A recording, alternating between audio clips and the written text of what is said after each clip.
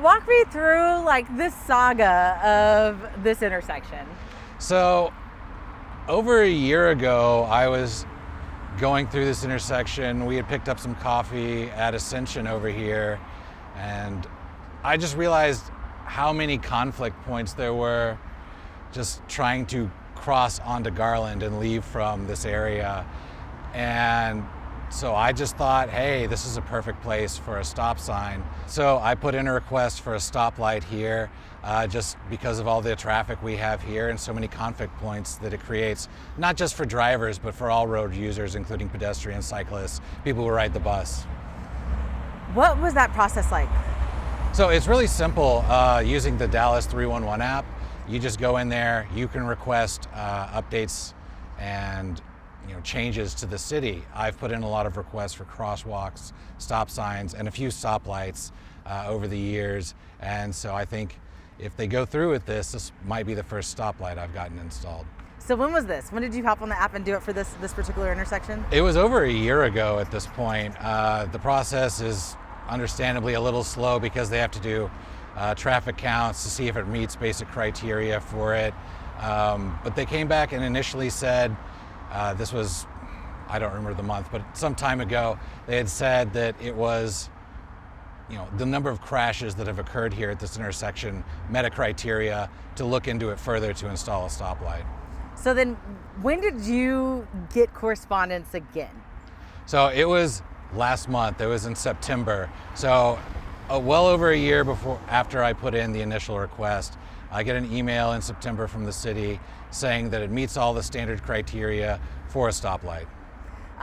What did they say that they did? Because they did a traffic study here, correct? Yes. They looked at the data. Can you walk me through all of that? What did the city say that they did? So they said that they did a basic study of how many crashes took place at this intersection over the course of, I don't remember how many years, but several years, I think maybe dating back to 2015, something like that.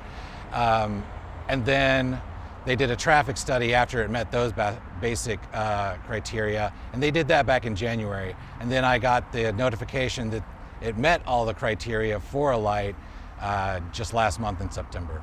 Wow. So you're telling me that you have submitted this type of thing before? Yes. In the past, have you been as successful as you were this time? I will say I've been more successful getting crosswalks either installed or repainted over the years. That's a pretty light lift, I feel like, on the city because it is just paint. It's also cheaper. But even those have been problematic to get installed. There was a time where they were running well over a year, maybe even 2 years behind on painting them. And I believe that some of that had to do with the pandemic, but also they just didn't have people out doing that kind of work, which is unfortunate. Is this the first stoplight that you've been successful with?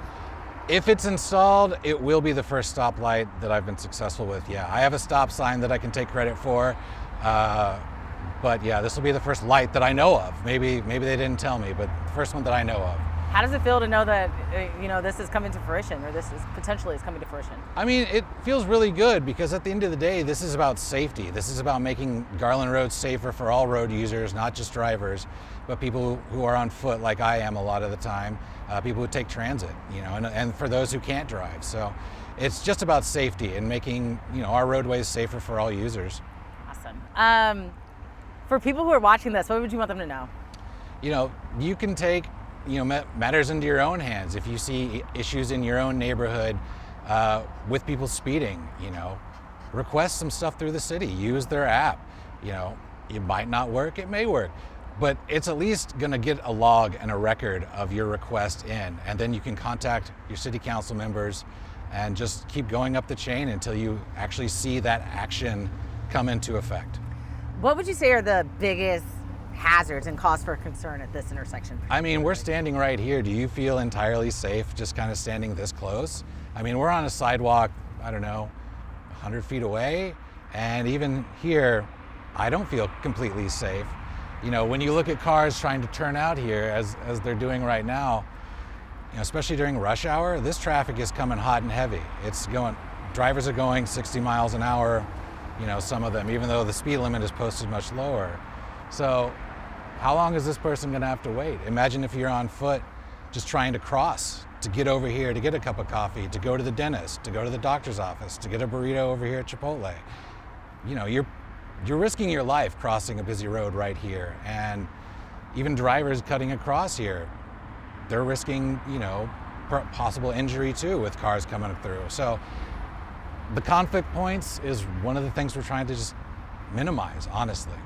And you told me you've submitted these requests before. Why are you so passionate about doing things like this? It affects our lives, you know, everything we see here. These were all choices that people made to have our city designed a certain way.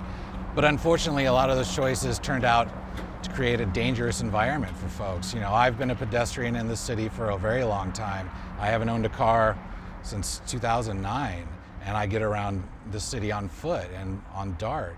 And so when I see stuff like this, you know, there's an impetus for me personally that I believe to take some kind of action to help make things safer for people.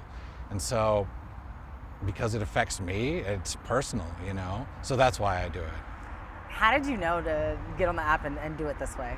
A lot of people don't know that this is an option. They don't, yeah. The city is pretty good about, you know, putting that stuff together. They just revamped the app. But I knew about it just because of my interest in, you know, making our environment safer. So I knew that we had an app, and I knew that was a really easy way to submit a request for anything, any kind of improvements we want to see. It's not just traffic oriented, it's everything. It's bulk trash. You know, you can file anything that way. And so I knew about that, and I'd encourage other people to go download the app too. It's the Dallas 311 app. It's free. Awesome. The initial request or report or whatever that you put into 311, what did it say? I just or put along it, the lines of what it yeah. Basically that I thought that this was a dangerous intersection and that it warranted traffic light just because of all the cars we see here going through, how, you know, this person is inching out into the intersection because it's not safe. It's very clearly not a safe point here. And with all the, you know, businesses we have here now, that it was just a doctor's hospital at one point, but with all the businesses popping up and the residences behind us, it's pretty clear that we need to make this area safer.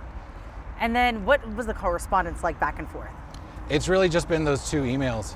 So it was the initial one saying it met the basic criteria because of the car wrecks that have occurred here, and then the one updating me saying that they'd done the traffic study and that a light is warranted. That's been it. And no timeline on when it might go up? No.